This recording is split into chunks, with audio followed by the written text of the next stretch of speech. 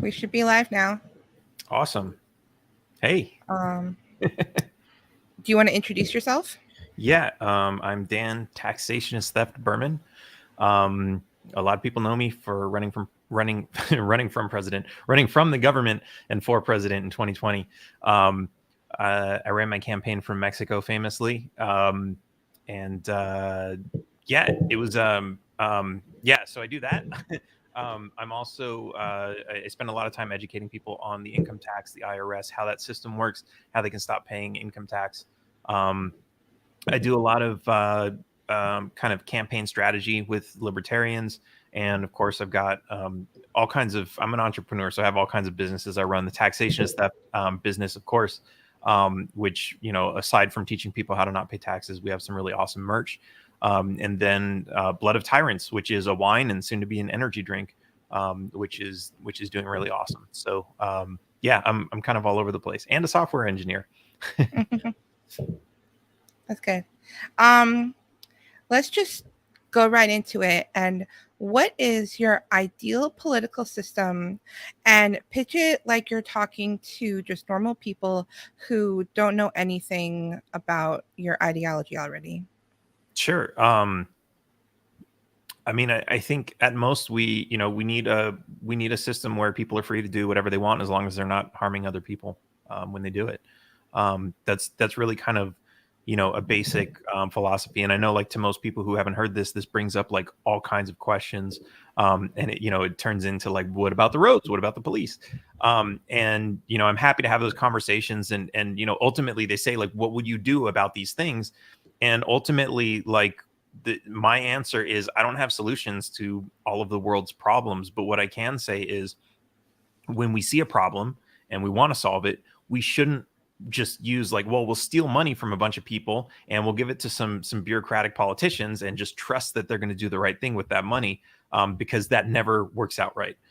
So we need to start putting our heads together. And I've seen this, I've lived this. I spent a lot of time down here in Mexico, and seeing how communities, like, they don't rely on the government. And the government does stuff, right? Like, they build a lot of the roads and highways, but when you're in a small community and the government's not paying attention to your roads, people just get out and pave their own roads, fill their own potholes.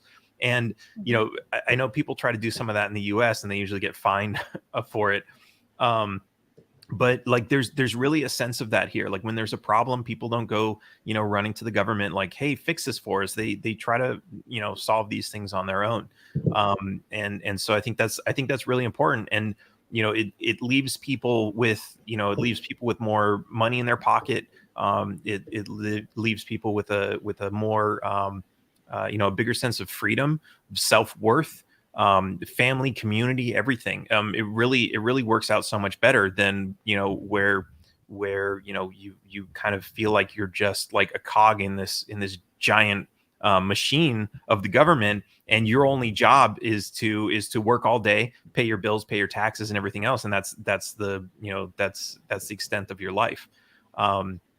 So yeah, that's kind of the ideal system. And I guess the other thing is that a lot of people say, well, that's utopian or something like that. And the reality is, like, nothing's utopian. You can go to the far extreme of what I'm saying, and that's not utopian, or that's utopian also. You have to understand, no matter what system of governance you have, you're never going to live in a perfect world unless all the people around you are perfect also. And that's something that comes from being open with each other and having communities and conversations and everything like that. Because when you have a closed society and everybody's separated from each other, then it's like, when situations arise and no one's been taught how to deal with that situation because it's never happened to them before, then the immediate knee-jerk reaction is never that great. So kind of teaching everybody how to deal with situations in life is something we can do as a community. And that's something you get from an open society where people actually communicate. Right in the beginning, you said you should be allowed to do what you want as long as you're not causing harm. Can you define harm? Yeah, that's really a tricky one, and it is subjective, right? We have to kind of acknowledge that. A lot of people try to say, like, okay, no, there's this hard line, and everything to the left of it is good, and everything to the right is bad. I think there are some things that are completely subjective. And I'll give an example in a minute, but like we have to understand, like we as individuals are, bless you, we as individuals are, we some people call it self ownership, where we are ourselves, we should decide for ourselves. This is kind of a key thing about it, right? It's like, don't do unto others what you wouldn't want done to yourself, right? Like if you don't want things stolen from you, don't steal from other people. If you don't want to get punched or assaulted or murdered, don't do that to other people. And of course this is kind of all subjective, right? Because there's this example, where it was in some third world country where like they have like these little, basically everyone drives around in these little golf carts or tuk-tuks or whatever they are, and they're used to just bumping into each other like bumper cars, right? And they don't care. But like in our society, it's like if you just leave the tiniest little scratch trying to get out of a parking space, it's like, oh, we got to get the insurance company involved, that's $500 in repairs, and it's like this big fiasco. That's subjective, because when you have a community of people who are like, yeah, it's not wrong to bump into somebody's car, that's what bumpers are for, versus a different society where they have different beliefs and values, then you have to realize that's different.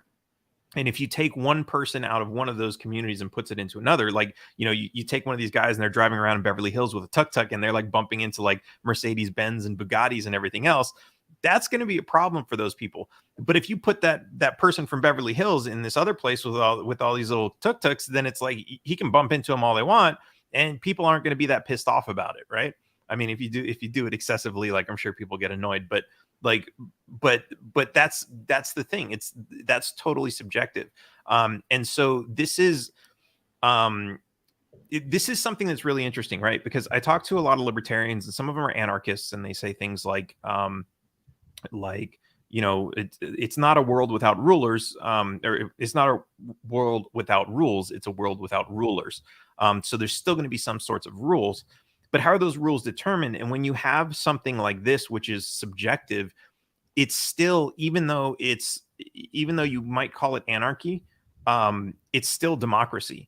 And I know a lot of the libertarians and anarchists hate that word democracy, right? Because democracy is basically mob rule, right? It's five wolves and one sheep voting on what's for dinner. The sheep's going to lose. It can be that, but at the same time, if you have a majority of people who don't believe in anarchy, the majority there's even if it's not specifically uh, uh, computed based on the exact number of people, but you have maybe a larger people who hold a larger share of the amount of force that can be used to force people to follow a certain system. It is always going to be somewhat of a democracy, right? But if you can convince everybody in a society that, or not even convince, if everybody in a society by whatever means decides that, hey, these are the rules that we want to live by, then that's great. You have all these rules. If one person says, hey, I think this one rule is immoral, and nobody wants to hear it from this guy, like, it doesn't matter. Like, the morality of that is now subjective, right? Because you have one person who believes it's immoral and the rest of the world thinking it's not.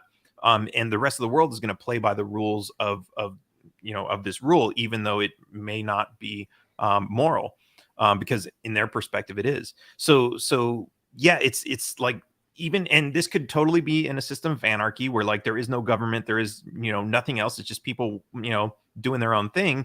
But this person who believes that it's illegal to take a bicycle that's just on the street, like they're free for everybody to use, one guy can say, that's my bicycle, I made it, or I bought it, or whatever, it belongs to me, nobody else can use it. And everybody else can say, that's crazy, we're just going to use it. That person is going to feel violated, and because they're such a small minority, there's absolutely nothing they can do about it. So this is something that I really like to stress with libertarians, because like, it doesn't matter if you get elected, if most of the country believes in like state control of everything, right? They're still going to be saying, we need this. And so until you can actually convince them that this is the proper way that we should interact with each other, you're still going to be facing that huge opposition of just this massive number of people. And that's the only way to overcome it, is to actually change their minds. So how do you have a community where everyone decides on, like, agrees on the same set of rules? Like, you wouldn't want to have like some people believe that it's okay to steal bikes off people's yards, and some of the community says it's not. And so there's going to be conflict there. Yeah, absolutely. Um, and this is the thing, right? With government, you can say this is the rule, and that's it. And you have people who follow the rule and people who don't. People who don't, like, they're subject to the police and violence and all this other stuff. And like all that stuff's going to happen. But even in that situation where you do have those rules, you see people don't follow those rules. But if you were to say, okay, so let's scrap the idea of government and let's say people have to agree on this. Well, as you know, as most people know, you can never get a large amount of people to agree on everything. So that is kind of where things get difficult. And you're probably going to see people like, kind of, separate themselves into smaller groups of people who believe in different things. You're going to have um communities who believe one thing over another, and that might be a city, it might be a town, it might be an entire state. Like that was the whole point of, when the United States became the US, to have separate states with separate laws, because the people in those states would believe in different things. um and so, and you can also think, at that time with a much smaller population, it wasn't just like, wall to wall, development across, an entire country. It was, you had your cities, and those cities believed in certain rules, and then you had the states, which collectively those cities believed in those rules. You didn't like them, you would go to another state which had different rules. So if you think about it, that type of system kind of works. And what a lot of libertarians are already kind of working towards is more local governance. So let's forget about the federal government saying, somebody in California is going to vote for this rule and it's going to apply to somebody in Oklahoma or Florida. That doesn't make any sense. Let's get rid of the federal rules and bring it back to the state. And then from there, once you have it to the state, well, let's bring it back to the county level. Why aren't the counties deciding this? Why aren't the cities deciding this? Why aren't the towns deciding, right? Because I'm going to pick a totally, well, let's go with the bicycle example, right? If there's a town and everybody in this town says like, hey, we want this, community bicycle thing. If you see a bicycle, just take it, and you can take it wherever you want, and you just leave it somewhere else, and someone else can just pick it up and go wherever they want. Whether that's a good idea or not, if that's what those people want, that's fine. Now, if somebody from outside of the town comes in, then it's kind of like the town is acting as a whole. They could say, you're new, just so you know, these are the rules, and if you don't respect that rule, then this is what's going to happen. You can create something kind of like that. So there's definitely like there's wiggle room for all of this, but again, not everybody in the world is going to believe in the same system. They're gonna come from different families, different religions, different cultures. Not everybody's going to always agree to the same terms. So really, what we have to figure out is, okay, well, if it's not my bike to take, and these people are telling me it's not, even though I believe in the community bicycle model, these people are telling me that they don't do that here. I should respect that. And I think that's where a lot of this comes from, is if people would respect other people's wishes and ideas and beliefs, then they should, especially if they're in a small minority. If they wanted to, if somebody who believes in private ownership wants to go into one of these towns and convince everybody that's a better system, then yeah, that's great. And of course, maybe this turns into democracy where everyone's like, hey, we're going to vote on it. Someone's going to feel violated either way. But that's kind of always the situation when you have a divide in belief systems, right? So whichever way, it really just needs to be organic. People need to be willing to listen to other people and their perspectives, and figure out what's the best way for us to get along in this world together ultimately. So you're not against local governments? Like if there was a local government that made laws and locked people up in jail if they broke them, would you be okay with that or not? Well, it's kind of like I said, right? You can have, let's say there is no government, but you have like some little warlord, right? And he's running around like a tyrant, and he's locking people up for all kinds of stuff, right? I can disagree with that and say that's immoral, but at the end of the day, I'm powerless to stop it unless I can convince everybody else. Like, why are you just letting this happen? The soldiers who are working for him, the police, whatever. If I can't convince them that what they're doing is wrong, then basically my option is to leave or put up with the tyranny, right? So even though this isn't really, I mean, you could say it's a system of government, right? It's a dictator. You could say it's a system of no government. It's something like that. You could say, I guess anarchy would look a little bit different in how that system looks, but ultimately that's the thing, right? Like you can't just come in and say like let's get rid of government. So even if I'm not okay with what these other people are doing, right? There was actually this great quote from the Supreme Court that said the government doesn't exist except as an abstraction. There are only people who do things in the name of the government, right? So Hmm. so whether these people are collecting people and throwing them in a cage for whatever reason, whether they're doing it in the name of government or in the name of a warlord or in the name of anarchy, just I don't like that guy, I'm going to lock him in a cage. Um, Hmm. if the people can't agree that this is wrong and decide to do something about it, it's going to continue to go on. So ultimately, this is a it's a it's really a revolution of thought. It's people need to be engaged and understand what's going on in their community, and if they see something that's wrong, they need to do something about it. Whether it's in government or anarchy, like I don't see much of a difference. If people are sitting around, I mean, we have HOAs, right? And HOAs are for the most part some sort of a voluntary government, right? Um, they're very easy to disband. If everybody just said, hey, we don't like this, maybe you have 100 people in the HOA, it's easy to get rid of, right? It's not like a government where you have millions of people across town, right?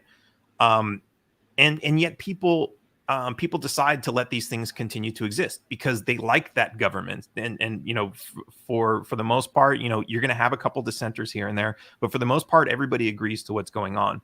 And if everybody agrees to it, of course, that's fine, right? And so the problem is whenever whenever the circle of let's just call it like the imaginary line that surrounds this, the border of this community, the bigger it is, the more differing opinions you have, and the harder it gets to come up with rules that everybody's going to be happy with, and where you don't have a minority who's being oppressed. So when you do have rules, how do you enforce those rules? Well, it's it's really up to the people, right? You might have you might have um, let's say okay, let's take the bicycle example, right? Somebody takes a bicycle, and we're talking about in a private property community, right? And somebody takes a bicycle that belongs to somebody else. Then yeah, what's the situation? What's going to happen, right? And so imagine if this is an anarchy situation where there is no government, there is no written rule of law, there's just a general agreement among other people. Then what it might look like is somebody takes a bicycle and somebody says, hey, where's my bicycle? And they try to, like, maybe they pay someone to investigate and find out who took it. Maybe they have cameras, whatever. They find that person and they take it back. If that's the situation, then it's kind of like, okay, that's the end of it. Do they want to take that person now and put them in a cage? Maybe they do. And if they have the means to do so, they might do that. But then it's up to the rest of the community. Like, hey, why are you doing that to this guy? He made a mistake. He took your bike. You got it back. Big deal, right? It's the punishment doesn't fit the crime. And this is actually the concept of jury, right? Because ultimately, now I'm doing some, or now the victim is doing something to the thief, right? In return, they're putting him in a cage. Maybe he shoots him to get his bike back, whatever.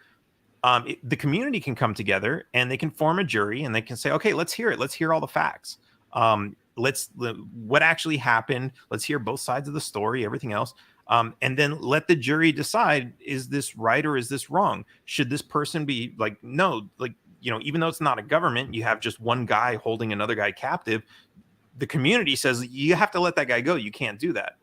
Now, if he doesn't want to let the guy go because he's just one guy, who's going to make him let the person go, right? Well, the community might.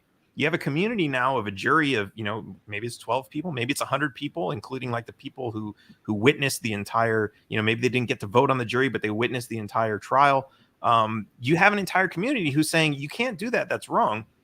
Now you'll have a group of people who will go to his house and let the guy out and let the prisoner out. So like there's absolutely different ways. And I know this is like a totally different way of thinking, right? Because we're brought up in the system and we're told how it works. And we don't really think about how would it work if that wasn't there. And I think that's key to it, is really just kind of opening our imaginations and saying, okay, if assuming we can't do this, what can we do? Or how will this work? And, like I said too, like I don't have the answers to everything, but as long as we can start thinking about, how things might work, like look around your house, right? Look at all the technology that you have, from your toaster oven to your computer. Like these were problems that were solved by millions of different people over centuries of time. This is like who invented electricity that all this stuff is based on, right? Who invented the LCD screen? Like it's a contribution of society. Like everybody puts in little pieces here and there, and we get to where we are today. So if we can start thinking like that now, it's not going to happen overnight, but 20, 50, 100 years from now, society might look a lot nicer because we started coming up with better solutions. So, in this example where somebody stole a bike and then the guy went and got it back and locked him up and everything, and then there was a jury to see if that was justified or not, how is that different than a government? So a government, I mean, that's a really great question, right? And this is kind of where I butt heads with anarchists, even, because you can, like, anarchists a lot of times will say like, oh, you don't need police, you don't need state owned police, you can have private security forces, right? Well, what's really the difference, right? I mean, you have these people who are going around who are, you know they're not necessarily enforcing laws in the fact of like, oh, you're not supposed to be smoking marijuana. Like that's my, like, that's a victimless crime, right? Ideally, they'd be only looking for actual crimes when somebody calls them and says, help me, as kind of a service that they're providing to a victim, right? But even then, you can say, well, that's just like a police department, and really, it comes down to like, well, you can call it whatever you want, and like it looks kind of like government. I mean, imagine this: what if you had a government and you just said, okay, new rule, you can't do anything that oppresses people, you can't do anything that harms people, you can't prosecute victimless crimes, and you put all these rules in place and somehow actually made them work. Um, like, would that be called a government? Some people would argue no, because government means coercion, or control over other people. And so you really get into this gray area of like, what do words mean? And it's like, that can take over a whole other conversation. So I think really, like, it comes back to that problem. Okay, how do we deal with this? But let's, instead of talking about like the mechanism, let's at least kind of all agree on what morality is first, and then how can we enforce that? Because if we can all agree on morality, like, I mean, you can have a government or not have a government, or have a government that's not called a government, but if everybody agrees on what is moral, then you're not gonna have a system which is, basically corrupt and taking advantage of people. Or as soon as that does happen, you're going to see people who are like, we don't need you, let's rearrange things and make it happen. And there's not going to be any resistance to it, because everyone's going to understand, like, okay, that was a bad idea. So yeah, I think it's again, it's just like a lot of problems that we all need to think through, and kind of figure out and experiment with too, right? Like you can try new experiments, and um like, this is the thing. A lot of people are always like, oh, like, I have this idea, it's going to solve gun violence across the country, and they come up with this rule. They have no idea if it's going to work, right? Red flag laws, we don't know if it's going to work. Nobody has proof that it's going to work, because it's never actually been tried, especially not on a full scale. And they don't want to try it on a small scale, they want it to go straight to the national level, right? There's no Mhm. experiment to test it and say, is this bad? Is it going to be abused? We know it's going to be abused, but like, some people need that proof, before they're going to say, oh yeah, it's abused. And of course, once you've already applied it at the national level, then it's like, well, there's kind of no going back from there. um, so I think there's like a lot of small scale experimentation into understanding, like, you know human nature isn't completely understood, right? There's infinite possibilities of situations that we haven't yet witnessed, and how will humans interact and respond in that situation? Sorry, I gotta let me hit my camera real quick. Okay. um, I was going to ask, is morality subjective? You seem to sort of suggest it was subjective earlier, but then just now you were talking about how everyone has to agree on morality. And like, I guess I'm asking, like, is morality subjective or objective? And how do we figure out what that moral code is that we should all agree on? Yeah, I mean, I think it comes from conversations and like and debates and you know, um, ultimately I think it is subjective, right? Because you can have a society that believes human sacrifice is okay. And like maybe even the person being sacrificed believes it's okay because they're like, I'm doing this for the good of the community, whether or not anything actually good, comes out of it, or it's just some like, weird belief that they have. Like if everybody agrees with that, is it really immoral? But then us as a society, like I think most Americans would look at that and be like, no, that's immoral. Even if people think like that's crazy, because we know that their belief is wrong. We know, we can say all this and we can say like, there's nothing objective about that. We can, or subjective. We can say there's nothing subjective about that, and that they shouldn't be doing that. That's immoral that they're doing that at all, and we can say that, but what business is it of ours to like go and tell them that? But now if these two societies kind of mix together, then it's a question of, okay, but now you're doing that within our society. You're convincing our family members to join, let's call it a cult. You're convincing our family members to join this cult and volunteer themselves to be sacrificed, and we're mad about that because we don't want to see those people go. But our family members are like, but I want to go. This is my purpose in life. Like, how is it not subjective, right? We can think from emotion that we're right all the way, but there's no law of physics that's like, you can't prove it mathematically. Like ultimately, as human beings, and this is subjective too, not everybody's going to believe this, but I believe that what we believe is right or wrong is ultimately determined by our emotions and how we react to certain situations, and that is a composition of the way we were raised, the information we know, the things we're taught, our biological instincts and chemistry.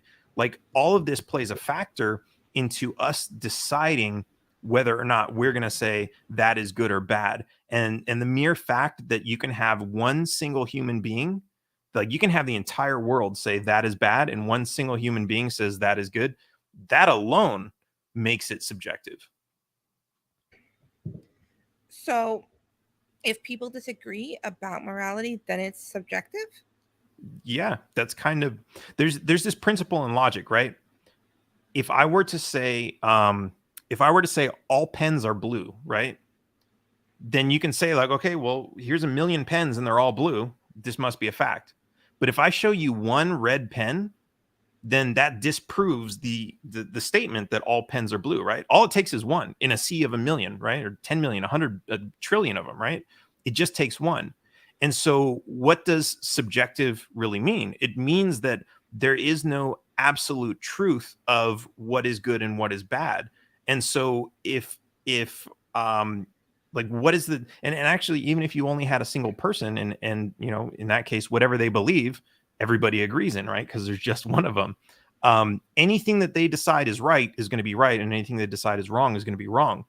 But isn't that just something they kind of came up with on their own based on their own experience? Like, is there a mathematical universal, if this person dies and goes away and another person comes, out of thin air, whatever, and they come up with a different set of rules, like they're the only person that exists and these are the rules now.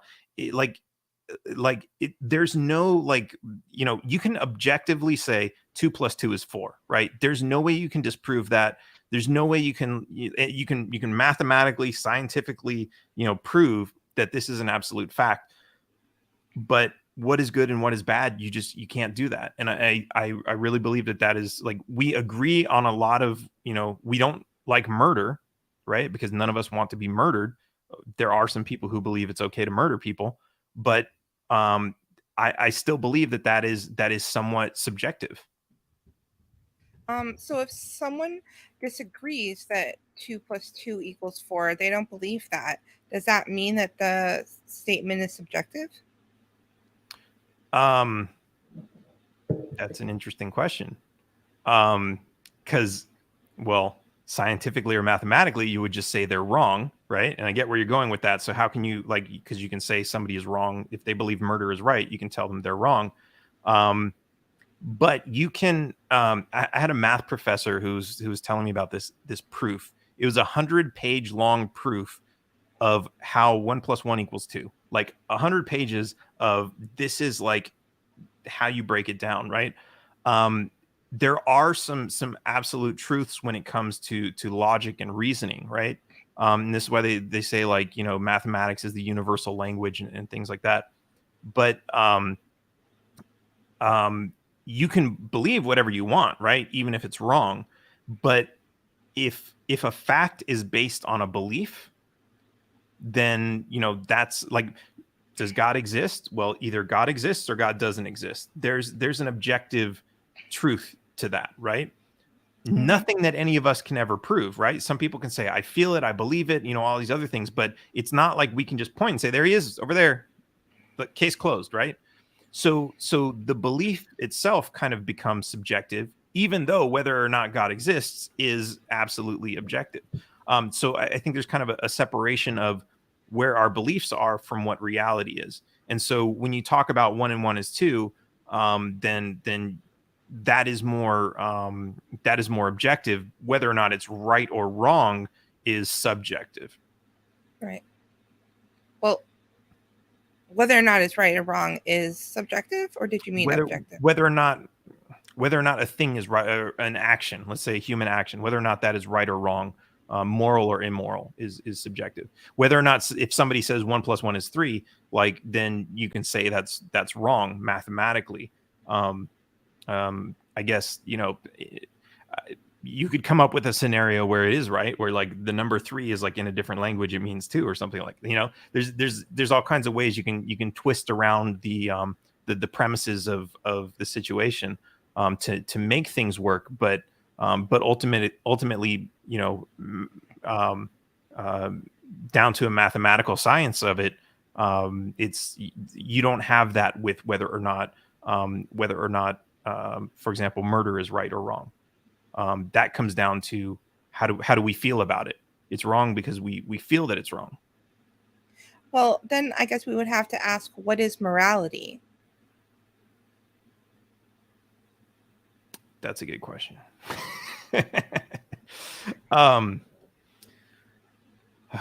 I mean, I think I would say that's based on almost the consensus of what we believe. It's a belief system. And maybe consensus isn't even the right word, because you can have two people who believe in different sets of morals. So, you know, without a consensus. But I think, I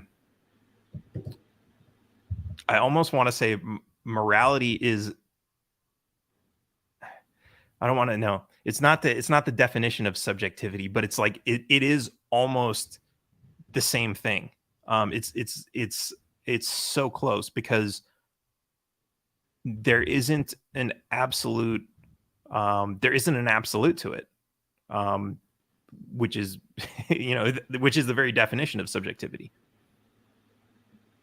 So, if the consensus is that taxation is not theft, then who are you to disagree? Oh, you got me with that one. Okay. This goes into, I would say this goes into wordplay, because so here's the thing, right? I look at the Constitution, and I look at the taxes that are in the U.S. Constitution. There's really, there's two. There's direct taxes and the excise taxes. If you look at the excise taxes, I can look at those and say, these aren't really, they're not theft, right? And of course, this is still subject to interpretation, which alone makes it subjective, right? But so you have this act of taxing this thing, right? And let's say it's a tax for using the government's ports. Well, you're charging a tax for using for getting a service, for getting something in return, right? For the use of the port. So in that way, it's almost not a tax, it's a user fee. But in the Constitution, it's referred to as a tax. So you can look at that. I can look at that and say, well, that's not really theft. And like, there's plenty of others, facts surrounding that, like about, you know, their monopoly and you know, all these other things that privileges that they're taxing that are not really privileges but rights. There's all kinds of like tangents we could go off on that, but let's just stick to an actual tax where you're paying to get something in return. You can look at that and say that's not a tax, or you can look at it and say it's not theft. But I would say, like, you're absolutely right. That's subjective, because it's like, okay, which definition of which word do you want to use, right? And this is interesting. There was this what's this guy? He's like a libertarian psychologist, and he was like, there's this video where he's like, when somebody asks him what does it mean, he'll say, what does what mean? What does it mean? What does mean? And I think that's really interesting, because like a lot of our conversations we use words, right? We use words to communicate, and a lot of us believe these words mean different things. And so you and I can have, and I've seen this especially in libertarian circles, but like in all kinds of like political conversations, two people believe the exact same thing, and they're fighting each other like they're mortal enemies because they believe a word means something different than the other person, but they have the same beliefs and they're fighting. And so I think this is really interesting, because it's kind of the same. It's kind of the same question. And I know this is why a lot of people get pissed off when I say taxation is theft, right? Because some people are happy to pay their taxes, and if they're happy to pay their taxes, technically it's not theft, right? So yeah, there's definitely a lot of subjectivity to that. But good call, good question. Okay, so are you against organized institutions? No, I think, well, yeah, I think it's not so much the institution or how it's organized. It's a matter of what they're doing. So there's this great phrase that I hear from libertarians all the time, which is, or anarchists more likely, which is, the government is created by the people, and the people cannot delegate to the government a right which they do not already have, right? So if I don't have the ability to steal from you, whether it's your land or your money or anything else, then I can form a government with however many people I want. I still don't have a right to take from you. And so, but that doesn't mean I can't organize with a bunch of people. It doesn't mean we can't even call ourselves a government, right? It's really when we start doing things that are immoral that, and again, there's that subjectivity, but it's when we start doing those things that the organization itself becomes immoral. If somebody is stealing in the name of the organization, then the organization is stealing, especially if the rest of the organization is protecting that person and saying, no, they're doing the right thing. We believe that we can do this, and they're doing it with our power and our blessing and everything else. Then yeah, absolutely. And I would say, that's kind of the dangerous thing, right? Because people can accomplish a lot more things when they work together in bigger numbers, but also when they start organizing and working together. And again, there's nothing wrong with that. When they start to do something that's wrong, that's where, it's not the organization that's wrong. It's the act that they're doing. But because they're bigger, it does get more difficult to shut them down. Which is kind of what we have now, right? You started out with a bunch of people saying like, hey, we're going to create this government. It's going to do good things for us. Then it started doing bad things. And now the thing is so big that everyone's just like, how do we stop this? We can't. We're powerless. We're all, it's just me. And, so yeah, the fact that the organization is big is a danger. But if they're not doing anything criminal, its existence itself there's nothing wrong with that. All right. You mentioned rights. What are rights? Rights are subjective too. Rights, I like to use this definition. A right is the opposite of a wrong. So if I have a right to do something, that means it's not wrong for me to do it. And so I know we have this culture of entitlements where people are like, I have a right to this. And what they're saying is they want to be given something, but there's nothing right about that. You have a right to maybe have that, right? You have a right to have healthcare. That doesn't mean you have the right to go force, enslave somebody to give it to you. But I know this is another area of controversy, because people just hate that people refer to healthcare as a right, because they automatically associate that with taxes and theft and government provided healthcare and all this other stuff. But the reality is, if you look at it in the way of it's right there's nothing wrong with me going to a doctor, or let me make this more generic. There's nothing wrong with me picking somebody who I think is smart and going to them and asking for advice about my health. and giving them money if I like their service. There's nothing wrong with that. But government comes along and says, well, that's illegal. When they say it's illegal, what they're saying is, I don't have that right. And so, most libertarians and anarchists will look at that and say, well, yeah, of course you have a right. It's your decision, even if it's a stupid decision, even if you pick some idiot, right? Even if you pick your mom with a home remedy who's, that's been proven over centuries not to work. If that's what you choose, that's your right to choose that. And then you would have the government saying, no, you don't have that right. So what's interesting is you have this conversation where people are asking for the right of somebody else to pay for something, instead of saying, wait, I have a right to do this. Why is this person interfering with my ability to do so? That's how I like to see rights, the opposite of a wrong. If rights are subjective, then how do we know when they've been violated? That's so I've had this thought of somebody has to complain. Somebody has to say, I've been violated. And I know, like, that's a hard pill to swallow for a lot of people, because we know there are people who out there who they'll say that over everything, right? Like, oh, this guy walked too close to me, I'm offended, I'm violated, right? um and a lot of people are just going to look at that and be like, this gets back to the jury situation. The jury's going to look at that and be like, he didn't harm you, you're good, right? He didn't knock you over or anything like that. It's not a big deal. You don't really have anything to complain about. That doesn't mean they're not violated. They could really feel violated by that. Maybe they have like some PTSD, or whatever. There could be something. But then there's like, was it done intentionally, and all these other questions. But sorry, I I went off on so much of a tangent on that one. I forgot the question. I'm trying to go back to the question. Can you say it again? How do if rights are subjective, then how do we know when they've been violated? Right. So somebody has to say, I've been violated, or I want to do something that's right, and somebody's preventing me from doing that. That's kind of when you say, a right's been violated. Um, um, I think, like, it really, like, let's say, I mean, it's a feeling, right? It's subjective. So let's say I believe I have the right to uh I don't know, smoke weed in my own house, right?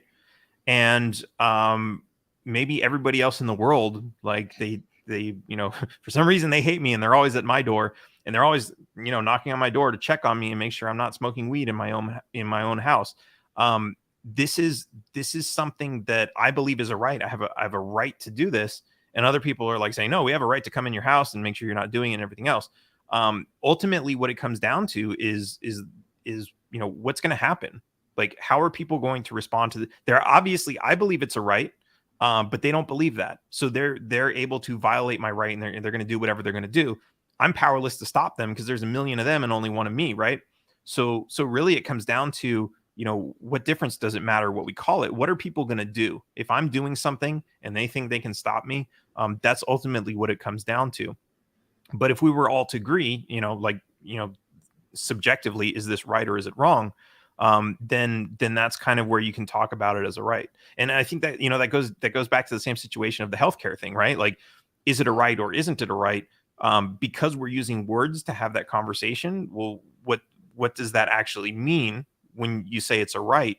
And the fact that different people are going to have a different belief based on what they believe those words mean, then you kind of have this subjective response as to whether or not this statement, this is a right, is true or false. Does might make right? Um, it makes what is. um, Same example. I'm in my house, like, I'm smoking weed in my own house. All these people come and kick down my door, and they make me put it out. Um, it might made that happen. All those people still believe they were right to do that. I still believe I was right to smoke it. It doesn't change the definition of what that right is, right? Because I still believe one thing, they still believe something else. But their might um, resulted in a certain fact happening, which was my weed got put out. that's that. When they leave, am I going to start it again because I believe it's still a right? Maybe. But I think that's an interesting question. Might, if what is right is subjective, if what is right is a belief in my head, then somebody else coming in and applying might to it does not make me believe that. Not necessarily. Maybe it does. But if it doesn't, then might does not make right. All it does is it could violate a right. Maybe it convinces me that to believe it's right, and in that case, you could say that. But yeah, I think that's and this also goes back to the idea of democracy, right? Because if you have a larger group of people, they have more might. They're going to enforce their rule of law on the minority. Like again, it doesn't. I don't know if you can hear that. Yeah. um, Is it a fire alarm? No, it's a fire. It's just a smoke detector. Hold on, let me go pop it off real quick.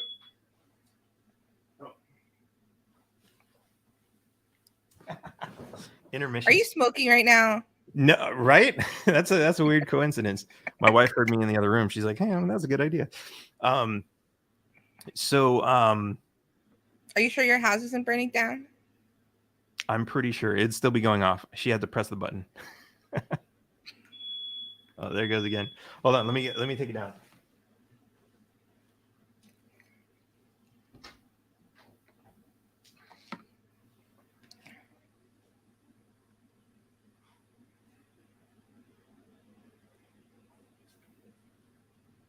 Hello. We have a fire alarm going off. Okay. Might makes right. I just shut it off. With brute force. Sorry about that.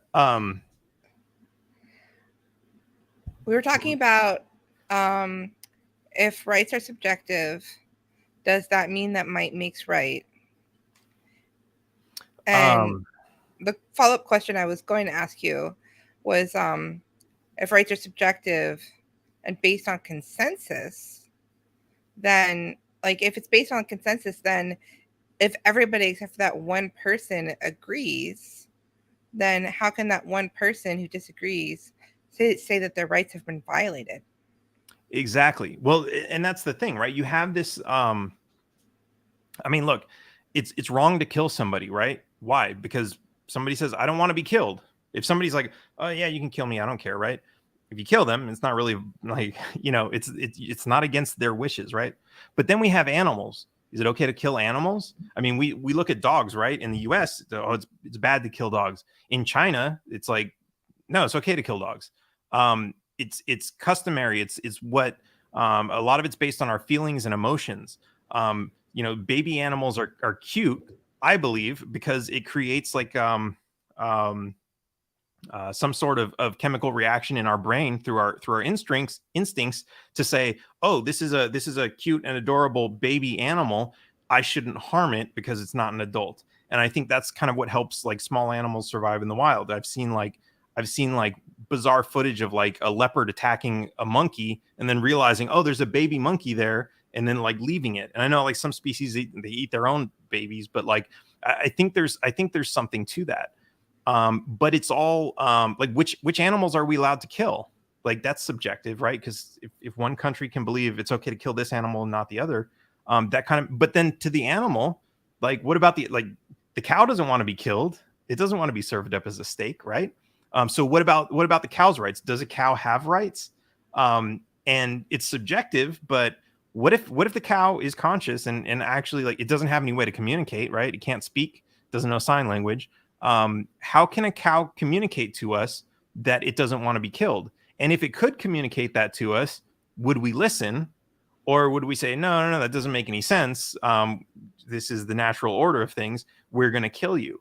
And I know there are people who believe that animals have rights and they shouldn't be eaten at all. Some people, they're fine with eating animals as long as you don't mistreat them during their lives. Everybody's kind of got a different set of beliefs. So it's an interesting question. And I think part of that subjectivity is whether or not you can convince other people, right? If we can communicate, and I can say, guys, please don't kill me, and that's what we always see people right before they die. Please, I've got a wife and children, right? They're please don't kill me. They're trying to communicate that I value my life and I don't want you to do this to me. Whereas if there's an animal who can't communicate that to us and we're hungry and we want to eat, then that's not even a consideration that we make when we decide, like, okay, that guy's dinner. So I think, like, again, this is subjectivity, but to your question of, if you have a minority who's like, hey, my rights are being violated, because I don't know, let's say there's something crazy that they want to do, right? And the entire society says, no, that's immoral, it's harming us, it's affecting us, and this person believes, but it's my right to do that. Maybe he's like, setting off explosives in his backyard, and it's like, knocking other houses down, blowing out windows, whatever, and he says, but it's my right to do this, it's on my own property, I'm setting off an explosive. If the majority of the other people are like, you can't do that, he's still going to feel like, hey, it's my right to do that on my own property, my rights are being violated. And what that's doing is that's creating that same conflict, right? And what are these people going to do about it? Are they going to stick him in a cage? Are they going to kill him? Are they, that's kind of what it comes down to, is what's actually going to happen. But whether or not it's right or wrong is hard to say, right? I think everyone listening to the show would say, well, obviously this guy's wrong because it's affecting those other people, and we'd be part of that majority who's like, what are we going to do about this guy? But who's to say that we're right? Maybe if he doesn't do that, like, I don't know, there's a giant meteor that's going to blow up the earth unless he does that, but we don't know that, and that's not part of our experience and part of our determination. If we knew that, and if it was like, if we had that information, then maybe we'd change our minds and say, okay, that's really annoying, but we have to let him do it, or else it's not going to rain and we're going to have we're going to have a famine. But if that's not part of our conversation, and we can't be convinced of that by the person who's being violated, or who's having their rights violated, then yeah, that again kind of makes that subjective. So when I asked, does might make right, and you said no, but if what's right and wrong is subjective and up to the consensus of the community, then how can you say that something is wrong, even though the majority of the community who can use their force says it is right? Well, that's the thing, right? Maybe this guy is right, and by them saying we have to stop this guy, it doesn't make him, in his mind, right? In his mind, no matter what, he still believes he's right. And so no matter how much, and like I said, maybe you can apply enough force to where he's like, okay, fine. Maybe it's not force. Maybe it's education. It's, hey, look what those explosives are doing to my house. And then he sees, oh my God, those explosives I set off are causing other people harm and trauma. Now I realize that what I'm doing is wrong. And so, but that's not necessarily might, that's reasoning, right? Maybe it takes some amount of might, like maybe, if I don't know, it's hard to say. If somebody changes their opinion on something out of fear, it's kind of like, in the back of their head, they're like, well, I'm right, but I'm not going to do it because I'm afraid of the consequences. So in that case, it's almost not making him believe that it's right. But that's subjective. That I want to say the subjectivity is kind of always there, but at least everybody's on the same side of it.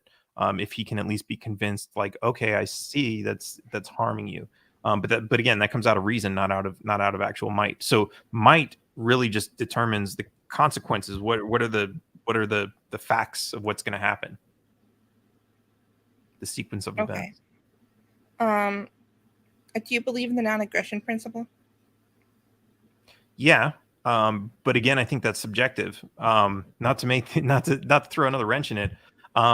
Austin Peterson got into like a big thing with this when he was running for president in 2016, because he said he didn't believe 2014, or I think it was 20. It was 2016. 2014 was a midterm. I think 2014 he was running for like Senate or something, maybe. okay. But he made a statement that he didn't believe in the non-aggression principle, and for Hang on one second. Sorry for all the interruptions. um, so he said he didn't believe in the non-aggression principle, and his reasoning for that was, if I see, like, somebody lock their dog in their car, I'm gonna bust their window open and get the dog out, because I don't want to see the dog die in there, right? And so he believed that that would be an act of aggression against, because he's breaking somebody's car. But many other people, myself included, would say, well, we don't see it that way. We see that as you coming to the defense of a helpless individual, whether it's a baby or a dog or whatever. You're coming to their defense and you're doing what's necessary to protect them. And in doing so, you're not doing an act of aggression. You're assisting somebody who's already being aggressed upon by being forced and locked into this car, which is like a toaster. So again, it's kind of like subjective, but in general, yeah, I agree. Like, I mean, I would say if you were to apply my subjective meaning of what aggression is and what the initiation of force is, then yeah, absolutely, I believe in it. Wait, so do you think that animals should be given moral consideration and have rights? To a certain degree. I mean, I still see them as food. I would never eat a dog. And that's, I mean, that's a personal morality too. Like, if I see someone abusing an animal, I might jump in and stop them. If I'm in China and I see them, getting ready to eat a dog, then it's like, okay, maybe, I don't know, like it's going to be a moral dilemma, right? Because I'm an outsider there, and I know that everybody around me is, like, if I try to like free the animals, like everybody, first of all, like there's probably a lot of them, and I don't have the capacity to save them all, but everyone around me is going to be like, what are you doing? You're letting our livestock go.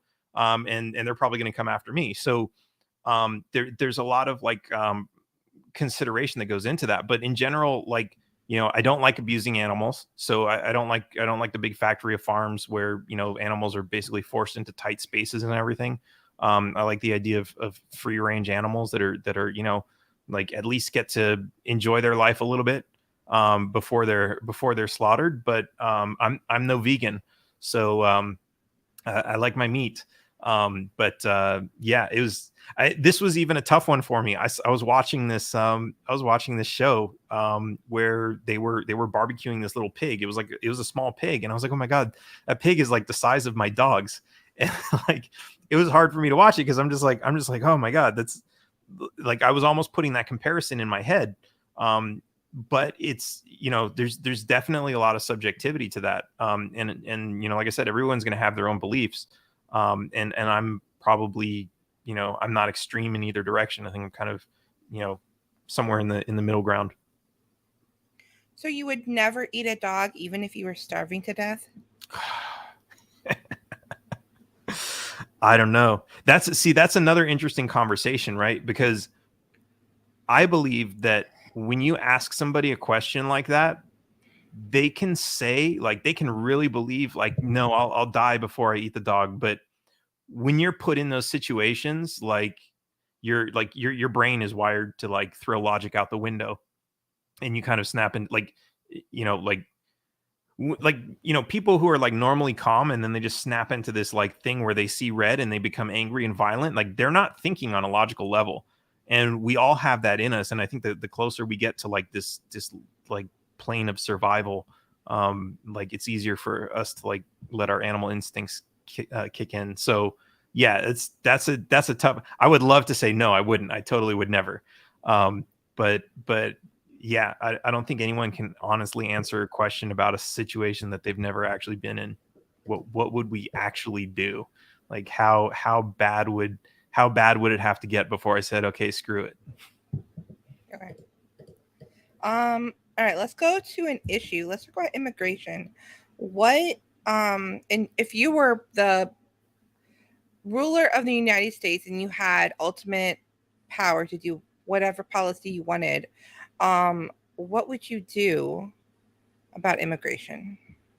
So I'm obviously sitting in Mexico right now, so I'm a fan of, people being able to live wherever they want, traveling the world, experiencing the world. but I understand the concept of, of invasion and all the problems that can come along with this. For the US's particular situation, what I like to look at is like what's actually going on here. And I've seen enough to believe that there is someone at work organizing um, this invasion. It's not like, some ruler of some third world country we're going to go invade the United States. But it's more like somebody who wants to control politics in the United States. And we have these organizations who are doing things like this. And I know this sounds far out there, conspiracy theory, but um, as much as I've traveled around Mexico, like, you don't run into, like, it's not like this massive swarm of every people like, oh, I got to get out of here, things are so bad, I need to go to the United States. Like, yeah, sure, you have people who are like, they're like that, they're dreamers, but those aren't normally the kinds of people who are, crawling through the desert to like escape some hellhole. It's the people who are like, oh, I want to go to college in the United States, or I want to get a job there so I can make more money and send it back to my family. Like, there's that kind of stuff. This whole idea of like, all the gang criminals and like all this other stuff coming over, like, this is, I mean, sure, you're gonna have some of that because you have an artificial, oops, what happened?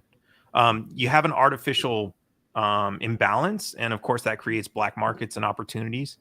Um, so that's always going to be there. But if you eliminate some of that pressure, then that goes away. But the fact that you have people organizing people and bringing them here, and I mean, we know for sure this is going on in the United States, right? Like, we have governors who are basically, loading people up on buses and sending them to other states, and they're doing it for more than just like, oh, we don't have room for them, we're going to do this to like piss off those other states because those other states are the pro open border and all this other stuff. We see, supposedly we have this border patrol who's trying to stop people from coming over, and they're opening the gate and letting people through. We have some people saying there's an open border policy when a lot of people can't get through. So it seems like they're being selective about who they're just letting through. So there's a lot of really suspicious stuff going on. But I would say this, like, let me say this. Let me address like a lot of the fears that people have, right? That they're going to come and take their jobs. All these immigrants are going to come and take jobs away. That's not true. Ultimately, the more people you have, the more work needs to be done, the more food needs to be grown.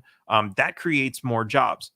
They're afraid they're not going to pay taxes. They're going to send their kids to these schools and they're going to get, free ride on all this other stuff. That's not true. If they're living anywhere, they're paying rent, and included in rent is property tax, and property tax is what pays for schools. So that's not going to be it. And I've heard the further argument to that of like, yeah, but they're going to be going to the schools and they haven't been paying for, several years before. Well, that's the same thing. If one person moves to Texas from California, they're now going to be sending their kids to those schools, even though they haven't been paying taxes before. They're going to start now. But and that's aside from the fact that these schools are just a huge waste of money. But every aspect, everything that we're told to fear is just that. It's fear and propaganda. And this is how the government likes to control us. So you can find reasoning behind all of the fears that they tell us, and you can find lies behind all these fears. This thing about like all the drugs coming in. There was something about the fentanyl is basically it had something to do with how the U.S. is able to import it. They didn't want to import it from China, so they were allowed to import it to Mexico. So China set up their factory in Mexico, and this is apparently all like under the blessing of the United States. And so that factory is overproducing, and that's where all the fentanyl is coming from. So it's kind of like the government's own attempt to control this thing is creating even more problems. There's people, a lot of people do drugs and they become homeless because they're going through really tough times. Well, they're going through really tough times because their life is hard. When you don't have a lot of money, cost of living is too much. Maybe you can't pay rent. You end up being homeless.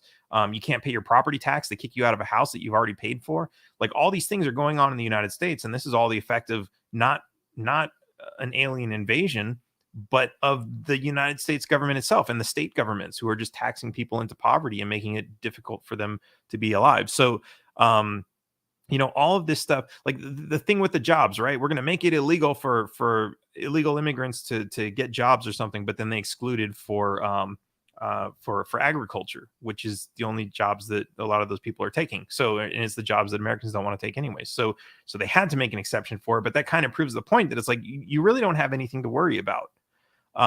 So yeah, I mean that's really the thing. Like, we need to understand that sure there is some sort of provoked coordinated invasion going on, but we need to get to the bottom of that. And the reality is we're not going to, because the people who are organizing it are they're all buddy buddy with the people who are running the government.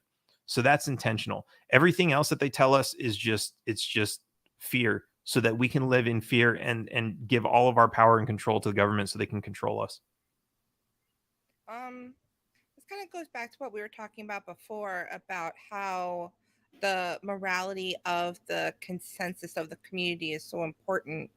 And like, how will mass immigration affect our sort of moral fabric of our society?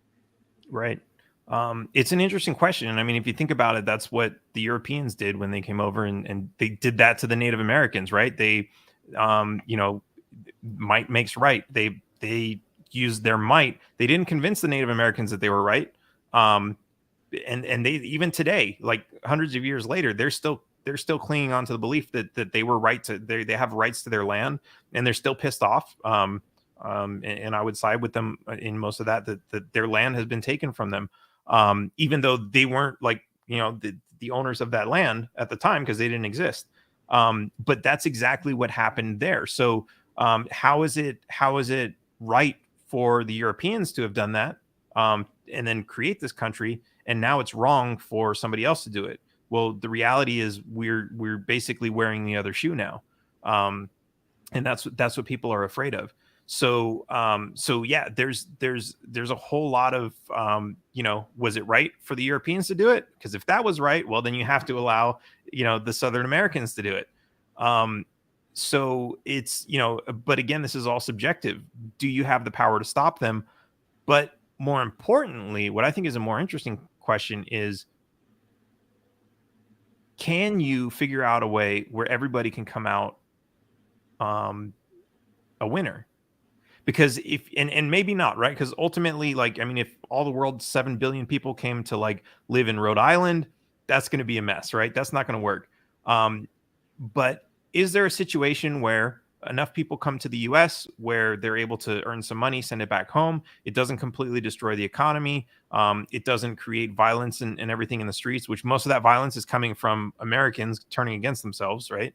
Identity politics and everything else. That's where most of the violence is coming from now. Like, is there a way that we can first eliminate the problem where people are forcefully pushing for an invasion, and that doesn't necessarily mean mass murdering all these people who are trying to immigrate. It means getting to the source of the problem and stopping it. Is it stopping some of the foreign policy that's impoverishing other nations and making them want to leave?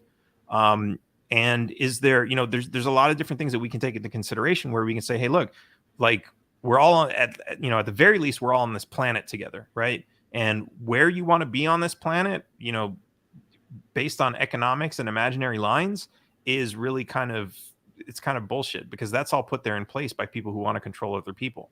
And I think if most of the world saw that, they would be like, yeah, we should just be able to go. If I can go wherever I want in the country, why shouldn't I be able to go wherever I want in the world? Why have we separated our economies? And if you break down those walls of economies, then I think you're going to see kind of a global community emerge where people are, like, more fluid throughout the world and more kind of able to get along with each other. Well, I think that people are concerned because we do live in a democracy and our laws are built by consensus, and the culture of our neighbors, even if they don't violate our rights or what we would consider our rights to be, and they're not aggressing against us, we might not want to live around a lot of people who think that it would be okay if they did. Because eventually down the line, if enough of them move in, they can change the laws or just start violating the laws en masse to make them unenforceable. And then that would affect you. And so there, like what you were saying earlier about morality being subjective and what a community decides are the collective rules for that society, they can be changed, and then that can affect people a lot. So I think this is kind of what is at the underlying concern with people when they look at foreigners and they're like, they believe something different from me. I don't want them coming into my community and enforcing their different culture on me. Right. Yeah. I mean, it's a good question, but listen to some of the words that you're saying. You don't want somebody from another country coming into your community and telling you how to live your life by force. But would you be okay with somebody from one state over coming into your community and doing that? Probably not, right? So, Mhm. so really, it's and yeah, there might be a bigger cause for concern if that happens because if people are coming from further away, like okay, maybe the people in the state over aren't so bad. People from the other side of the world, they're very different from what I believe. So that could be a concern. But there's a couple different ways you can address this, especially like let's talk about the society that we have now. There's voting rights, right? Like when people come, there you can tell them like, okay, fine, you can get a job, but until you get accustomed to like what our society is like, you don't have any voting rights. That's probably fair for everybody, right? Um, Mhm. you can say you can do whatever you want. So like things that I mean, we have to assume that we're getting rid of victimless crimes, right? So if they're like, yeah, well, we think it's okay to smoke weed. Well, I mean, in most of the country in the US, that's still illegal, right? Even the states that are legalizing it, it's federally illegal. So but if we said to them, yeah, fine, you can do that. And you like to play really loud music, well, if you live in a community that allows you to play really loud music, you can play it till 5 in the morning if you want. That's fine. But if you come to a community that doesn't like that, but here's the thing, like that's kind of already in place, right? Because you have communities in the United States that play music really loud and everyone's cool with it. And then you have other communities where like, no, if you do that, like they're gonna call the police and all this other stuff's gonna go on. So I think like realistically, there's not like a super huge cause for concern. I think realistically, like if we're worried about people coming in and voting for policies that are going to corrupt the United States, we need to like look at the laws that are already passed and realize that's kind of already happened, and it didn't come from outside. Or I mean, I don't know. Some people will argue that like, yeah, it came from like outside influence, bankers, international, whatever. But the reality is like it was all voted for and supported by the people who were in this country. And here's another thing too is like you look at the Constitution, which and I agree the Constitution is just a paper, and if you don't have people to like hold the government to that standard, like it's just a piece of paper that you can't do anything with. But that is the system that we have.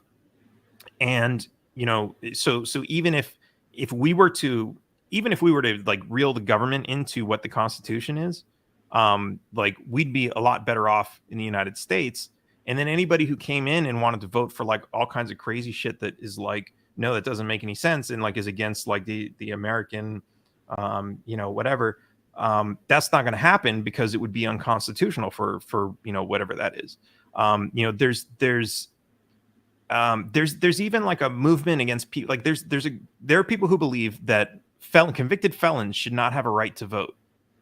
And it's like if you think about it, what's the real fear there? Are you worried that they're going to vote to legalize rape and murder? Like that's not like a realistic thing. But meanwhile, you have a lot of people who are felons because they were caught like maybe they were selling weed in order for it to be a felony, or they had like a lot of it. Um, there are a lot of people who have like victimless felonies, and they're just not able to vote. And I know like the rules are actually like some people can vote, but depending on where you are, like and sometimes they just make it difficult. Um, but that's the thing, like these people are supposedly the criminals that we're worried about coming in from outside of the country. They're already in the country and they still can vote, but people are against that because why? What are you really worried about? And I think that comes down to like the fears that people have, which is just fear for control, fear for the Well, purpose of control. in some places, we have effectively decriminalized violent crimes in some cities in America because the DA has decided not to Hmm. prosecute violent crimes. Right. So I don't think you can just kind of disregard that fear.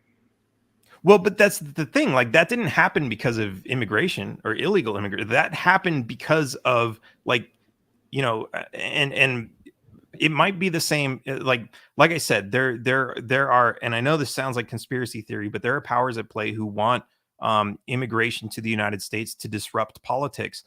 For the same reason we saw when they had the BLM riots in 2020, stacks of bricks just appearing out of nowhere that nobody had any idea where they came from. There are people behind the scenes playing chess with us, and when a lot of this money is going to elect politicians who are intentionally like, I mean, look, if you don't want to prosecute small crimes, like, because okay, shoplifting $100, we don't have the capacity to prosecute all these. Fine, don't make a big announcement. Like, they go out and they announce it all over TV. They send it out in press releases. They want to make sure everybody knows you can steal, and as long as it's under $1,000, we're not going to prosecute you. Like, they did this intentionally. This is by design. And, like I said, this, and maybe this came from international bankers from around the world or whatever, but wherever this came from, it happened within our own system, and Americans voted for it. Americans made it happen, and Americans are, not everybody's happy about it, but a lot of people are still supporting this policy because they think it would be unjust to change it, to go back to what we had before. So again, it's like, I think, it's really difficult to kind of take that problem and take that and assign that as a fear for immigration, when it's like it's already happening here at home. Oh, well, I meant well, you mentioned the fear of letting felons vote. Mm-hmm. Oh, I see And what so you're that saying. kind of plays into that. Sure, but it wasn't the felons who voted for that again. So that's, I mean, that's kind of interesting, right? I mean, sure, it would be interesting if, you'd have to have a lot of felons, right? You'd have to have a lot of felons voting for them to say like, yeah, we should legalize theft, right? But yeah, and again, to the question of might, if you live in a community, like, even if the law says, like, if you live in a community where it's 99% felons, and the law says that everything they do is illegal and will be prosecuted, but it's just you and the DA, and there's no capacity to prosecute it, it's like, just leave. Like, you might be right, and you might be violated by being there, but it's like, and it's your home and you shouldn't have to leave, but it's like, ultimately it's kind of like you're in a really bad situation, right? Like, if a bear breaks into your house, you don't sit there and argue with him and say like, hey bear, this is my house, you get the hell out, because if you don't, that bear is going to kill you. It's an unfortunate situation, right? You shouldn't be disturbed in the middle of the night and have to leave your house, and whatever happens afterwards, but it's kind of a law of nature at that point. So, and you can debate about whether or not it's right or wrong or anything, but if you're in that situation and there's nobody to come save you, then, sometimes the best thing to do is remove yourself from that situation. So yeah, and it is unfortunate that's what some of these cities are turning into. But you know, that's, and it's weird because a lot of that seems to be influenced by, some sort of, I don't want to say higher power, but it's like when you've got like elected politicians who are like pushing this stuff out, even against a lot of people, like in California, right? You have a lot of people who are just opportunists, right? They're like, oh, we're going to take advantage of this, and you have a lot of people who are just like, they're sheep, right? They're not going to defend themselves. They're not going to defend their property, especially in California where you have like really strict gun laws, nobody owns guns and everything else. It's tough for people to band together, and they hate that these policies are there because they see the damage that it's causing, but they don't have the for whatever reason, they haven't been able to organize and put an end to it. And so that's really kind of your option. Like, maybe they have enough people to put an end to it, but if they don't organize and get their stuff together and make it happen, then it's like, these are the consequences they're going to have to deal with. And it's going to get worse until it's, the point where it's like, you can't save it now. And they're going to be forced to leave. Unfortunately. I guess that's the concern, is that, this happens in a community by community basis, where a lot of immigrants will move into one specific town and kind of take over. And then the people that were there before just move to another city. And that just happens again and again and again. And your land kind of gets colonized by these other people that believe in a totally different system, have a different um, language, different culture. A lot of them believe in socialism. And so they don't want to end up in the situation down the road where they have to leave their homes. And so, um, like, I think there is like a rational basis for a lot of people's gut reaction against open borders. Sure. Well, it's like I said, it's fear. There's fear that Mhm. that's going to happen, right? Yeah. But a lot of this is it's pushed by propaganda. I mean, you know, according to the media, I should have been murdered like 10 times by the cartel. The amount of time I've been down here, I should have been kidnapped, extorted a dozen times. You know, we have this picture in our head. I was a big fan of Breaking Bad, and it's like the way they portray Mexico in just about every movie is like, you know, oh, it's cartels and you know all this other stuff. There are a lot of great people in in Mexico. There are a lot of great people around the world, and they're really not that different. And like, yeah, they have different you know, different beliefs as far as like, you know, what would they allow in their community, right? Some of them might allow loud music. Some of them might want farm animals. You know, there's these sorts of things which, you know, if you look at that, that's pretty minimal. If you go pretty much anywhere in the world and you ask like a majority of people, is it okay to murder somebody? Is it okay to you know, break into someone's house and take all their stuff? Is it okay to rape? Like most of the world, you know, most of the population in all of the world is going to agree that these things are bad. So really, you know, and that's why they push all these other fears, like about, you know, you're going to lose your job, you're going to get raped and murdered, like, you know. But this is just it's just the rationale for it is completely unjustified.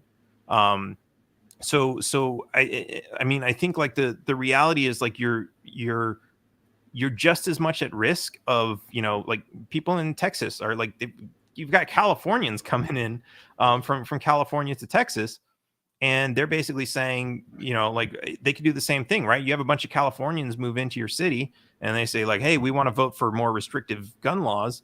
Then it's like, sure, that might happen unless the people in Texas are like, okay, well, first let's go to the state government and make sure there's something in the Constitution that makes it really hard. You know, they need 7/8 votes or, you know, ballot initiative or something like that to be able to change that. If those are like really important to you and that's what's at risk, then you have every right to like figure out how to safeguard that. Um, but you know, I think like it's unrealistic to think that like one imaginary line is greater than another. But like I said, also like a lot of this is provoked, right? Like people don't just get up and say, hey, we're gonna invade this other country. Like somebody pushes them. Like you look at like every empire around the world.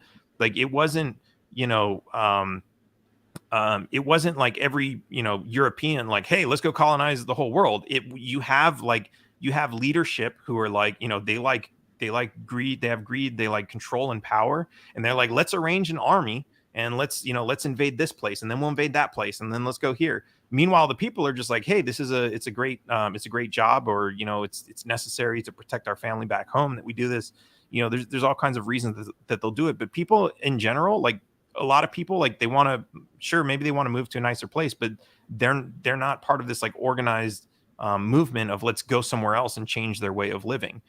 That's limited to like a very small group of people, and those people are empowered to do that by the fact that other people just kind of blindly follow um their rules. So like I said, there's ways to protect from that, but there's also like you have to look at it and say like most like what is the actual likelihood of any of these problems becoming real. And when you separate those and you find out the one or two problems that might actually be a problem, then sure, safeguard those, figure out a way to do that. And like it's really as simple as like saying, okay, well, we don't want people who come to this country to be able to vote for, you know, 5 years or whatever, something like that.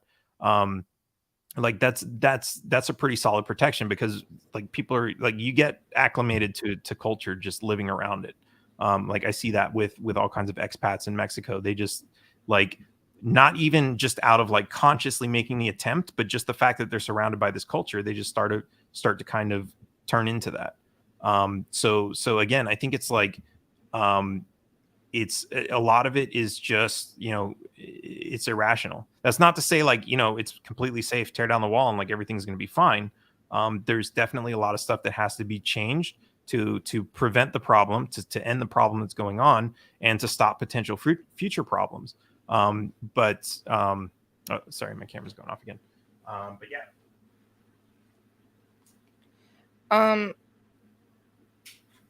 So like I hear Texans like complaining about people from California moving there. Like there is this complaint. And like what if Texas decided that they were going to secede from the union and have strict borders and not let Californians or Mexicans move into Texas anymore? Like, Yeah, what would you think about that? I think that would be stupid for and I know like a lot of Texans are in support of that, but realistically, first of all, you get extra protection from the federal constitution, right? For whatever it's worth. If you were to take Texas and not at least adopt some of what's in the federal constitution, your government's gonna, start to expand. You have free trade with 49 other states right now. If you were to end that, like, especially, I mean, first of all, like, let's just say, theoretically, the United States is like, okay, fine, you want to leave, you can go. What if they want to do business with the rest of those states? That's kind of out of the question now, right? Why? Taxes. I mean, like the United States does business with Mexico, but there's taxes, right? So if Like import and export taxes? yeah. Well, So Texas doesn't have to put well, they don't have to, those but all the in other place. states could. The United States can say, Yeah. well, if Texas wants to import something, we're gonna put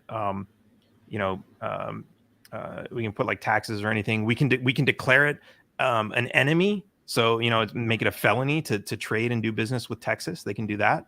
Like I don't think we can do. I don't think anyone can do business with North Korea because it's like on an enemy list.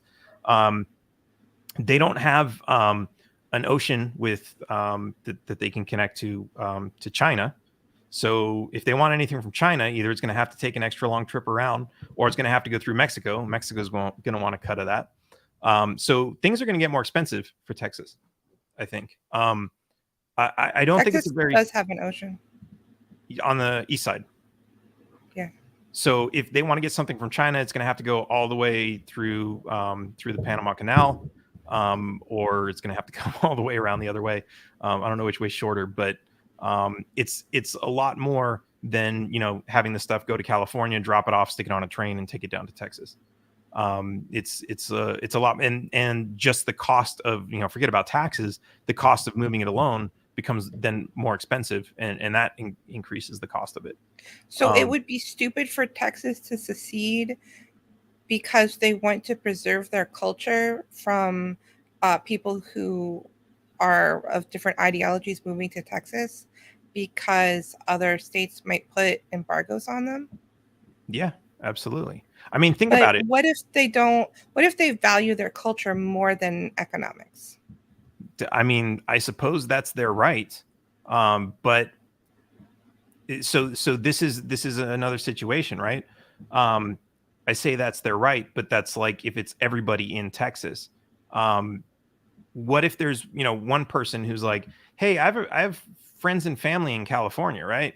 So now that Texas is its own country and I'm in Texas, I want my friends and family to come visit me.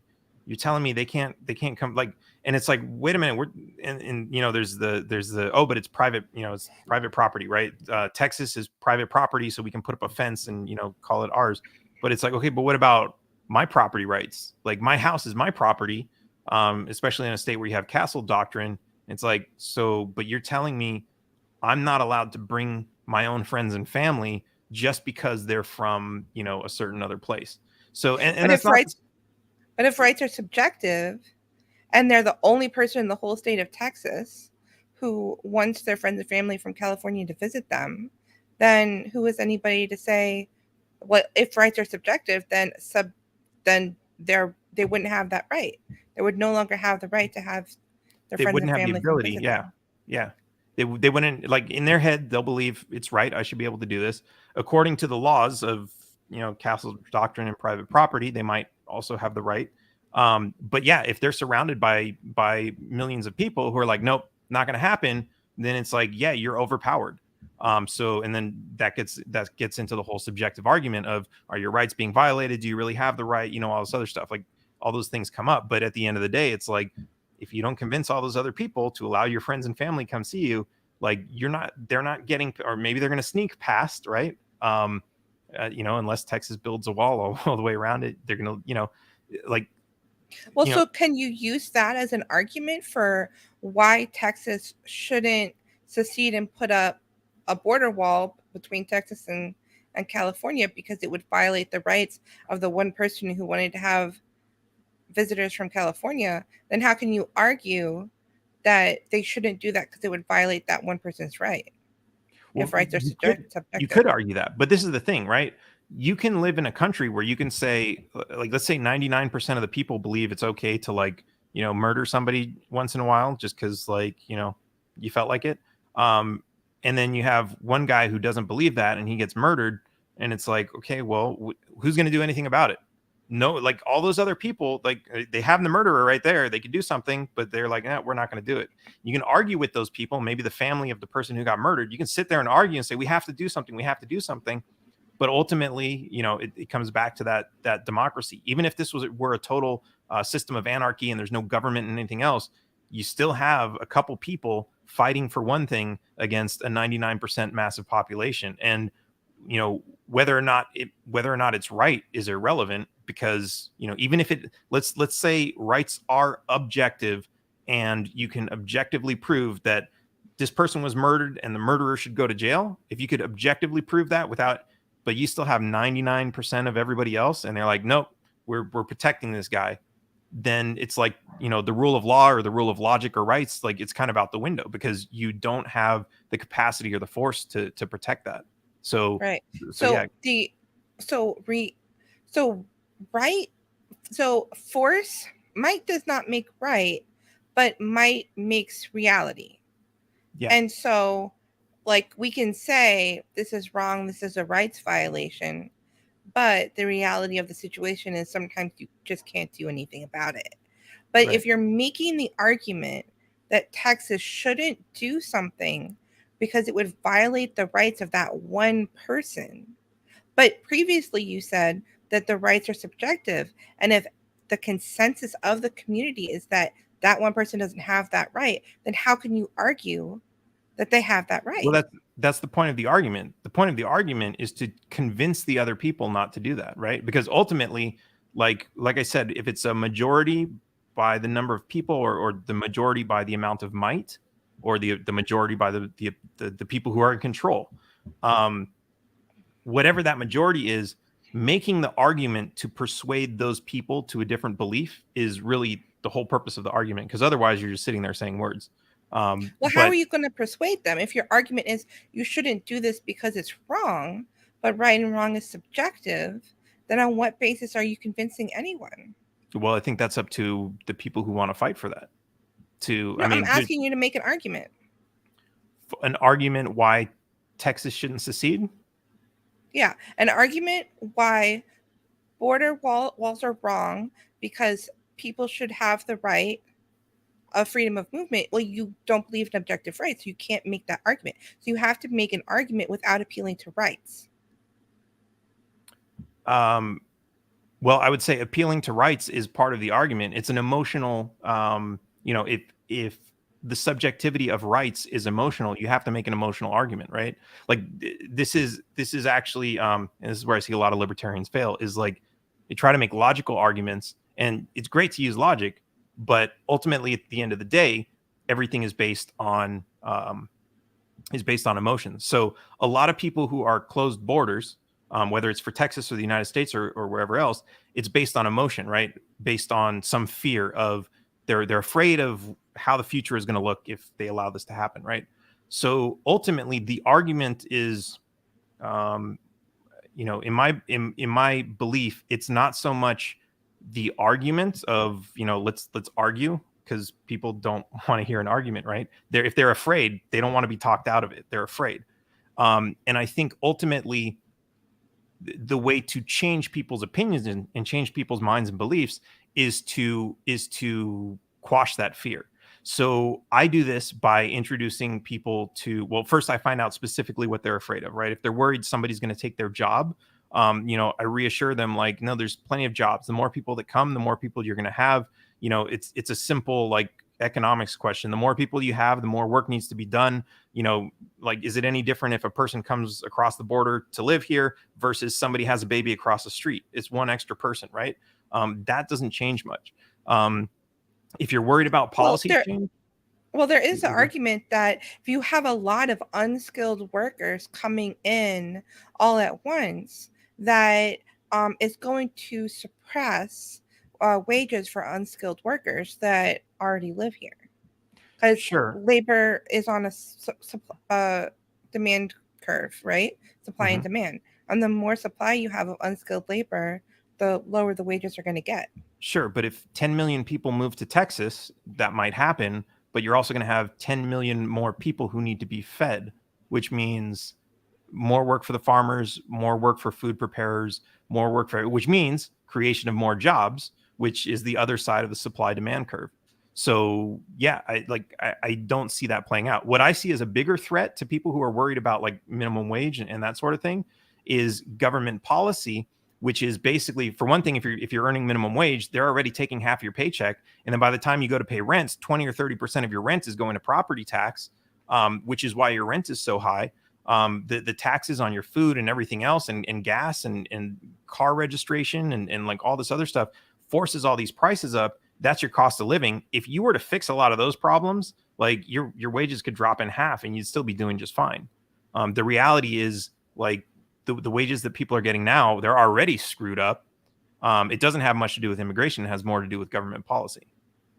Well, the government needs all that money from the working poor so that they can have all kinds of programs like the public school system and the healthcare system, where right now hospitals, they have to accept anyone in the ER regardless of immigration status. So So this is it's all very this is all a myth, though. So first of all, and sorry, I gotta run in a few minutes, but um so okay, sorry, I threw myself off with that. So, like, the schools and everything, right? Public schools are wasting a lot more money than if people would homeschool, and people homeschool just, like, fine before the government came along and said, we're going to create this, and that was back before the internet, right? So people can be a lot more educated by just giving their kids an iPad and telling them to go to, like, Khan Academy or something like that. As far as the hospitals, yeah, but this is, again, a supply and demand issue, right? If there were a lot more doctors, there'd be a lot more people to provide healthcare, right? That's a problem created by government. The government actually limits the people who are able to practice medicine, not because they're not qualified, but because the government and the AMA have basically put a cap in place that prevents people from acting as doctors. We actually have, like, doctors from around the world who are, like, decades of experience and experts and everything, and they can't practice because immigration laws and everything. But so again, government is controlling supply and demand. You have a certificate of need in a lot of places where some billionaires want to come along and say, hey, we want to build a new hospital, and the government's like, well, if you want to build a new hospital, first you have to convince us that we need one. When it's like, well, hey, isn't a new hospital, isn't an extra hospital always better? Like, when is that not a good thing, right?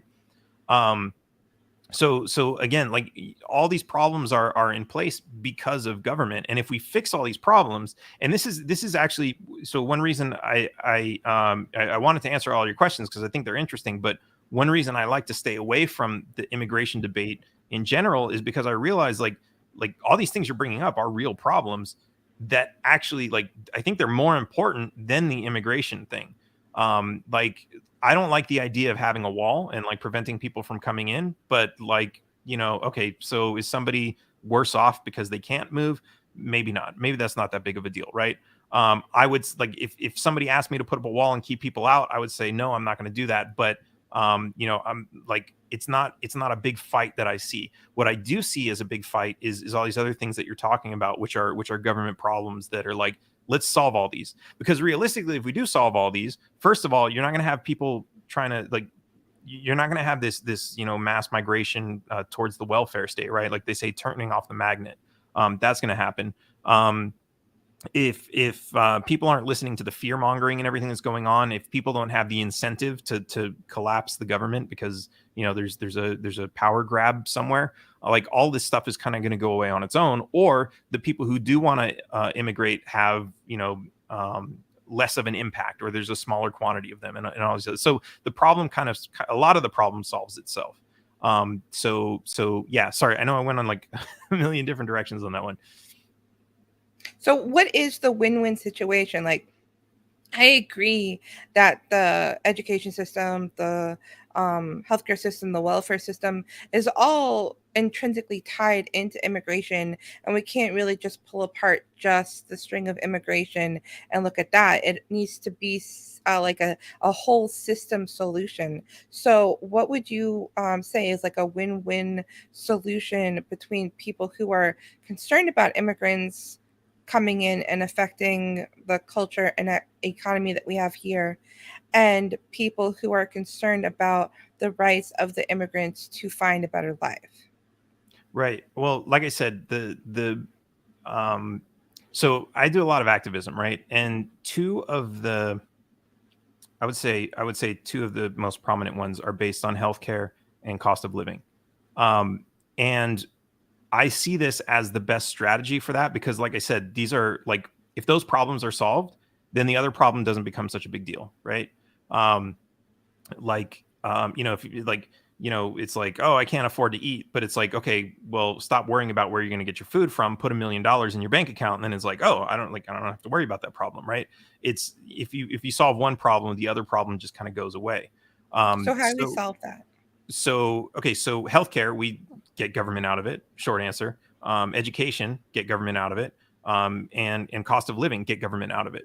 And these are so I've created two organizations, freehealthcareamerica.org and rentfreeamerica.org. And basically what they are is they're there to like put forth policy and get people to understand that with these policies, cost of living goes down, the amount of care that we get as far as healthcare increases, becomes more affordable, and everything else. And that's really solving those problems, because like you said, it's a big like web of knots, right? And you can't untie them all at once. But I guess kind of like pickup sticks, right? You gotta strategically pull out the right ones first. And I think healthcare, because there's not really anything preventing us from solving the healthcare problem except for the fear and propaganda and everything. It has more of an effect on other problems than it is affected by the other problems. But how do you solve it? You said get government out of it, but people are automatically going to think, oh, but I need that. I rely on that. I'm on Medicare. I'm on Medicaid. Right. So you have policies. You have policies that say, well, let's put more doctors to work. There's doctors that are already here. Let's put them to work. Let's cut out the government red tape and allow them to work. Let's cut out the government red tape that's preventing people from building hospitals. That's really as simple as it is. There's the insulin that I use that I've been smuggling from Mexico to the United States, because I buy the same insulin, same manufacturer from the same place in Mexico for $12, what costs $100 in the US. And people hear that and they're like, why are we paying $100? And it's the only answer is because of the FDA. And people are like, well, let's remove the FDA, or at least remove the rule that's making that happen. So it's very easy to get people to adopt these policies. And, some of them are more extreme than others, but they're kind of no-brainers. And if you get enough people, especially the people who are influencing the healthcare conversation, to say like, these are simple problems, why don't we fix that? The reason that these simple problems are not fixed is because these have some of the biggest impacts on the entire healthcare system. So like the number of doctors, like if we had twice as many doctors, like, more or less, the waiting time for doctors is going to be cut in half, and the cost is going to be cut in half, more or less. Insulin is a drug used by like 30 million people, and even with this insulin cap that they put in place, all they're doing is they capped the copay, right? So now the insurance companies are going to have to pay more. The pharmaceutical company is still extorting everybody. They're still getting the top dollar, and everybody's health premiums are going to go up because now what people aren't paying is going to have to be paid by the insurance company. So if you eliminate that rule on its own, healthcare costs come down, insurance costs come down, like everything comes down, and then it's like, okay, let's move to the next problem. But how are you going to repeal those laws when there's such an entrenched special interest group that makes a lot of money off of those rules being there? And they could spend lots of money on lobbying and to propagandize to the people and run commercials and convince them that we need those rules for our public health. If we don't have those, we would be having people dying from bad Right. drugs and from bad doctors. Like, how do we like effectively actually even do that when there's such a small organized group of people who are making so much money off of it? Right. And that is the problem. What I've figured with my organizations is that these solutions work because they're very simple and they focus on kind of no brainer solutions. So when people see them and hear them, they're like, "Yeah, I love that. That's like so obvious. Why don't we do that?" The problem, of course, is reaching more people, because if I don't have $1 billion to spend on advertising like the pharmaceutical companies, then I'm not going to be able to reach as many people as I need to. And that's where it comes to, and that's why I would say my strategy has been focusing on teaching this strategy of focusing on single issues, and using these to grow and connect with people. Because ultimately, if let's say you have a bunch of libertarians and they generally all believe in the same thing, smaller government. Um, if one libertarian goes out and creates an organization and says, I'm going to go after, this thing, and somebody else says, I'm going to go after this one, and somebody else goes after this one, what they're doing is they're creating organizations that are in direct communication with somebody who has one specific issue that is their top priority. And when these people come together and say, so let's say there's somebody running for, U.S. House or something in Texas. This organization has access to 10,000 people in Texas. All they have to do is send out an email blast and say, hey, we support this guy because he supports our policy. And then you have another organization that has access to a different 10,000 people. They send out their email list and say, vote for this guy. Now this guy just got 20,000 votes for free. And this is exactly how, if you look at how the Democratic and the Republican organizations work, this is exactly how they're working. They work through the churches, through BLM, through NRA, through all these other organizations, because they have their single issue, and it's the special interest groups. But that's exactly how they manipulate people into voting for that. So we need to create this sort of infrastructure of organizations that basically provides the same thing that we can use as a tool for gathering those votes. But who is going to have lowering healthcare costs as their top priority when the individual doesn't pay for healthcare? Either the government pays for it or your private insurance through your employer pays for it. So, like, who is even going to have this as their top priority? And that's one of the reasons they put the insulin price cap in there, because that's a way of like getting people to like, I'm not spending $100. What do I care, right? So you're right, it is a problem, but there are people who that is their top priority. But here's the thing: you can look at America and you can break them up into 100 different groups, and everyone's got a completely different top priority. So what that means is you need 100 different organizations, each one specializing laser focused on this particular issue. And when you can solve those issues with a libertarian solution, people will, I mean, if you can solve that problem with any solution, right? Whether you're authoritarian or libertarian, people are going to be attracted to that solution. The solution that makes the best sense, if libertarians and anarchists can create those solutions and make them the most attractive, they will get the most support, and they can use the support from those people to direct their voting habits. And so you're right. It's not like I can't go out there and sell this any of these healthcare plans to all of America, or even a huge percent. It might be 2% or 5%. It might be only the diabetics. It might be all the people who don't have insurance. It might be a small percent, but those people love this plan. Then you go to something else where maybe the people, they don't have health problems, they're perfectly healthy, they don't have insurance, they don't have whatever, their insurance is provided by their job, they're just pissed off because their rent is too high. So you have another plan that talks about how do we lower the cost of rent and everything else, and it's a completely different strategy and different plan. But if you get their attention with that, and they love and support the idea, and then you say, hey, this guy is running for office and he wants to implement this plan, then they'll go and vote for that person. So I think, and then also once that problem is solved, let's just say you just fix the one issue of the diabetes medicine, and then that problem's solved. You keep the same organization, but you switch gears into something else. Okay, let's get the more doctors to work, right? And you just focus on that one policy.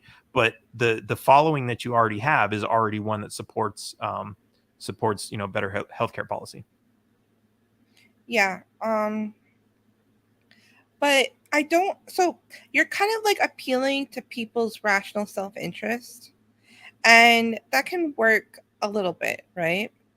But the problem is that people don't really make decisions like that.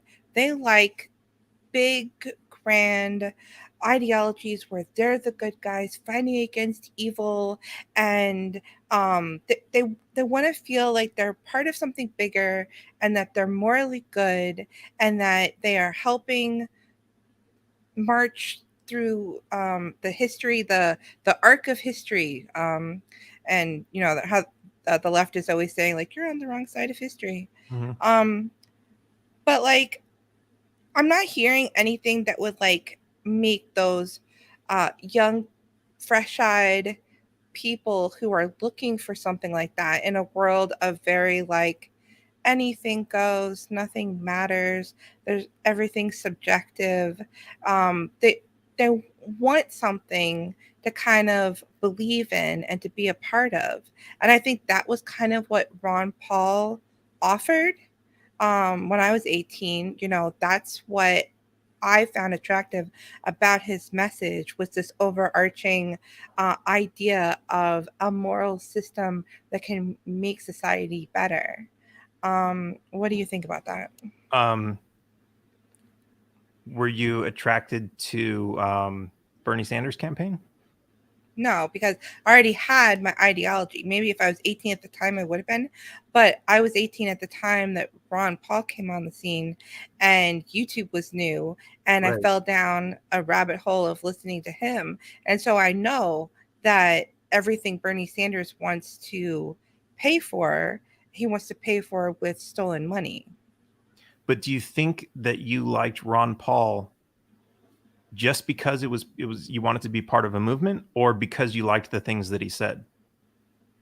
I like the things that he said because I wanted to find a moral system that made more sense. Like I was a Republican before.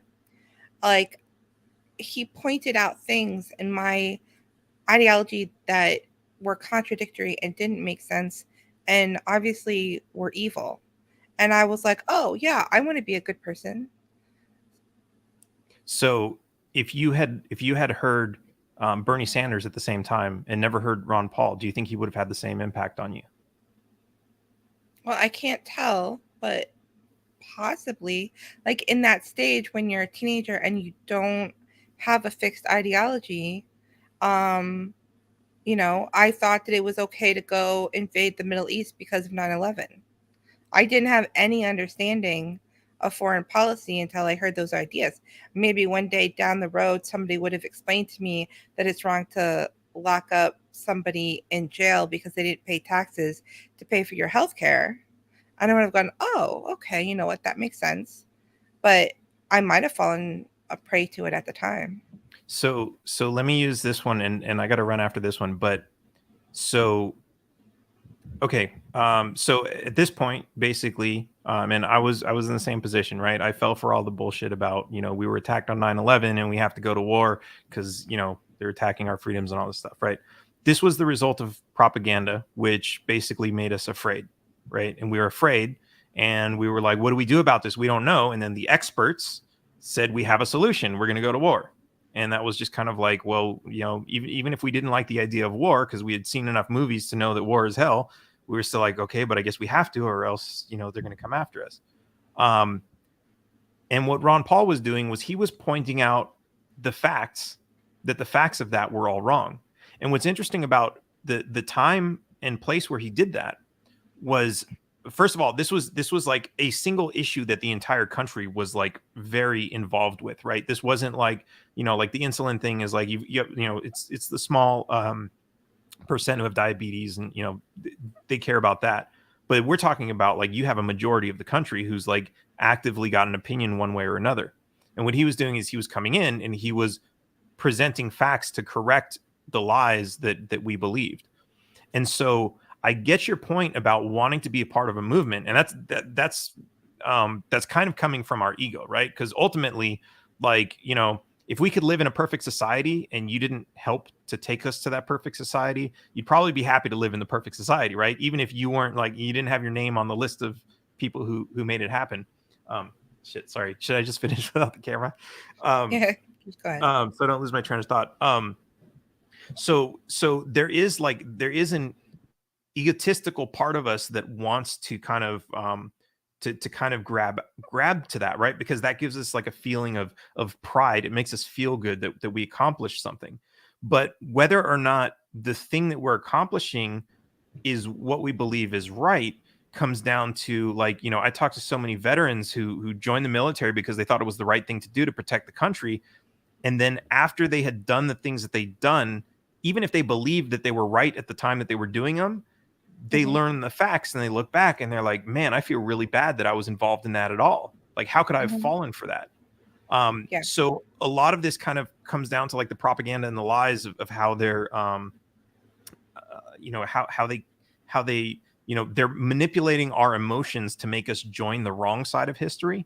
But at the same time, the people who are on the wrong side of history, they have that same feeling in them that they're on the right side of history, and that makes them proud and happy to be there, and that also makes it hard to change their minds and their opinions.